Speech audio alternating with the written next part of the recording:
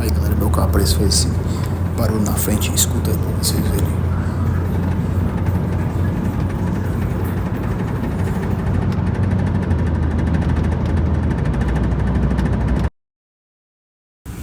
Aí era apenas esse plástico solto que tava aqui.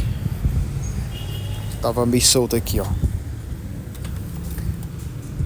Essa parte cromada, essa parte preta tem que ficar um pouco abaixo da cromada aqui, ó. Aí eu coloquei os enforca-gato, deu tudo certo. Aí ó, com os enforca-gato aí como é que ficou. Mas tinha outras partes mais soltas embaixo.